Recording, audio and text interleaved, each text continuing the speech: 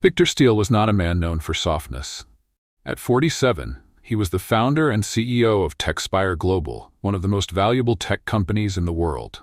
He lived on the top floor of a glass and steel penthouse in Manhattan that overlooked the entire city. Every inch of it was sleek, sterile, and controlled. The place was quiet, almost eerily so. Not a plant, not a photo frame, not even a speck of dust dared to disturb the sharp lines and polished surfaces. Victor liked it that way. Or at least he told himself he did. His days were ruthlessly efficient. Up at 5:30 a.m., gym by 6, black coffee, 2 sugars, no cream, meetings stacked like dominoes, financial forecasts, acquisition talks, strategy reviews. From the outside he had it all: power, wealth, influence. But on the inside something felt off. Not wrong, just hollow. He never thought much about it. Emotions were for poets and therapists, not for men who built empires. On a rainy Thursday night in November, Victor found himself walking. It was something he hadn't done in years, not since his early startup days before the private driver and security detail. A meeting had gone south, his board was questioning his vision, the investors were getting nervous, and he needed to clear his head. So he walked. Halfway down a dimly lit alley shortcut near Central Park, he heard a faint whimper. He paused. His first instinct was to ignore it. He had no time for distractions, but then it came again, higher-pitched, almost desperate. He turned. In the shadows was a dog, skinny, limping, soaked from the rain and shivering. Its eyes locked onto his, and something strange happened. Victor froze. The dog didn't bark or growl, it just stared. He took a step forward. The dog flinched.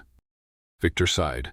"I'm not doing this," he muttered, but even as he turned away he felt the eyes on his back. He kept walking. The sound of his loafers against the wet pavement echoed down the alley. But so did another set of footsteps. Softer, slower. The dog was following him. At first, Victor ignored it. Then he glanced behind him.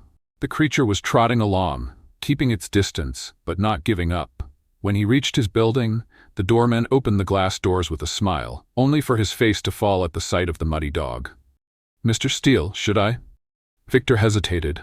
He looked down at the dog, who stood in the rain, eyes wide and full of quiet hope. "Let it in," he said. The doorman looked stunned, but he obeyed. The dog stepped inside, shook the water from its coat all over the marble floor, and walked confidently into the lobby like it had just inherited the place. Victor watched it go. He wasn't sure what had just happened, but somehow it felt like the first real decision he'd made in a long time. The dog, dubbed Scraps by Victor's assistant Maya, was chaos incarnate. It peed on a $1,000 rug, chewed through Victor's designer loafers, and barked furiously at his robotic vacuum. Victor threatened to take it to a shelter at least 3 times that week. He never did. Instead, he started talking to it. Not baby talk, but full-on boardroom-style discussions. "You really think that acquisition was a mistake?" he'd say while sipping coffee, Scraps lying on the couch beside him. "You're not the only one." Maya, who had worked for Victor for 8 years, was stunned. This was a man who once fired a VP for bringing a therapy dog to work, and now he was buying organic dog food in bulk. Scraps, for his part, blossomed. His limp improved, his coat regained shine, and he shadowed Victor like a 4-legged executive assistant. Victor even laughed when Scraps once knocked over his espresso with a rogue tail wag.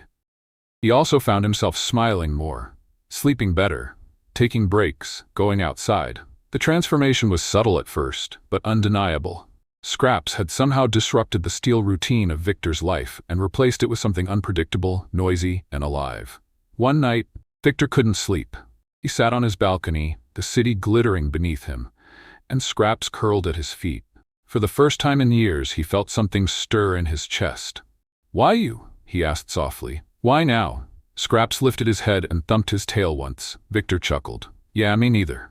Victor started noticing dogs everywhere. On the streets, in the parks, in the arms of exhausted shelter workers. He started reading articles, watching documentaries.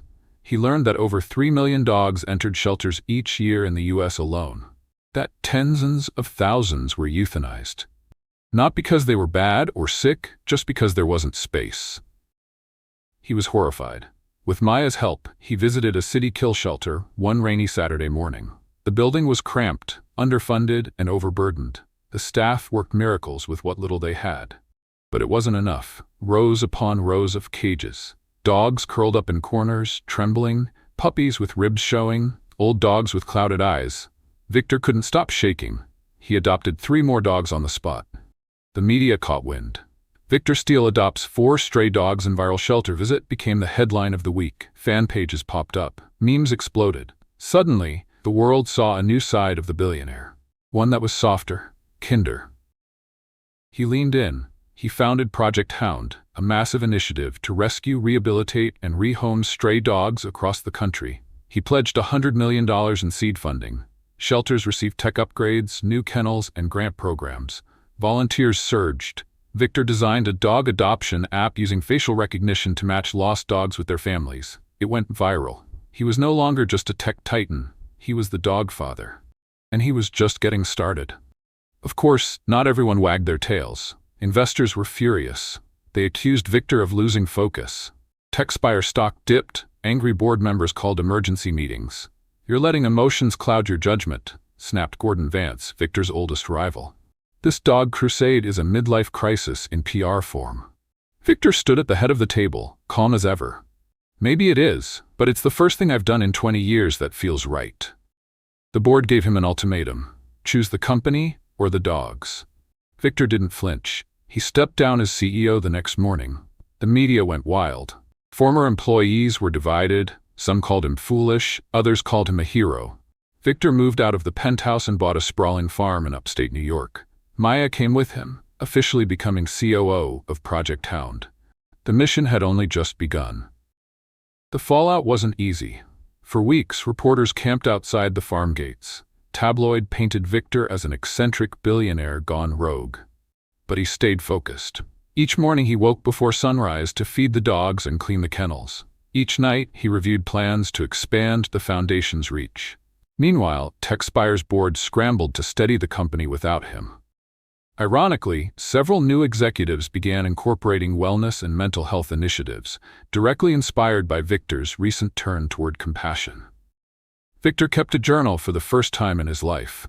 In it, he didn't write numbers or strategies. He wrote about the dogs, their personalities, quirks, stories.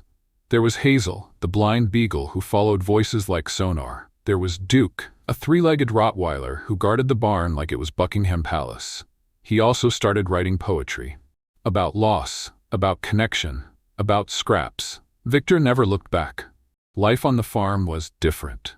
Victor traded suits for flannels, meetings for mud. The days started early, with barking, feeding, vet checks, training, and walking. Over 50 dogs now called the sanctuary home. He expanded Project Hound with new initiatives. Healing hounds, pairing rescue dogs with veterans battling PTSD. Stray to service, training dogs for therapy and disability support. The Dog Bus, a mobile rescue and adoption center that traveled to underfunded communities. One particularly snowy morning, a new vet arrived, Dr. Elena Ruiz. She was passionate, brilliant, and absolutely unimpressed with Victor's billionaire background. "You clean poop like everyone else here," she said. He liked that. Their partnership started rocky. They clashed over protocol, diet, even leash length. But over time, sparks flew. Not the romantic kind at first, but the kind that came from mutual respect. Elena had worked in emergency clinics, rural shelters, even disaster zones. She brought grit and heart to every corner of the sanctuary. She taught Victor how to give injections, check vitals, and how to listen, not to investors, but to animals. They spent long nights nursing sick dogs together. They laughed over spilled kibble. They cried when an old rescue passed away in Victor's arms. One evening, Elena handed Victor a tiny notebook. Inside were names of every dog that had come through the sanctuary. "It's not about how many we save," she said. "It's about letting each one know they mattered." Victor nodded. He understood. Scraps, now older and graying, still slept at Victor's feet every night. Victor was no longer alone. He had a pack. 5 years later, Project Hound was a global movement. Sanctuaries opened in 7 countries. TechSpire had rebounded with a new CEO who credited Victor's compassion as inspiration for the company's new wellness initiatives. Victor's farm had grown too. Now called The Haven, it hosted over 300 dogs, 40 staff, and weekly tours for schools and visitors. Victor himself had changed. His hair was more salt than pepper. His face had laugh lines. and his hands, once used only for keyboards and contracts, were calloused from hard work. He took early morning walks through the fields, a trail of dogs behind him.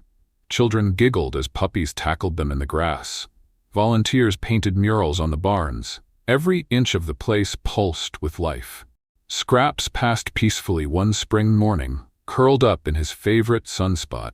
Victor held him the whole time. He buried him beneath an oak tree by the creek. A carved stone sat nearby. Scraps, the one who started it all. A week later, a trembling puppy was dropped off, a tiny thing with matted fur and frightened eyes. Victor knelt beside her, his voice soft. "You're safe now? You're home?" He looked around at the dogs playing, kids laughing, and Alina organizing vet files. He smiled. This, he realized, was the life he was always meant to build. Victor Steele had created an empire once. But now he had built something far greater, a sanctuary.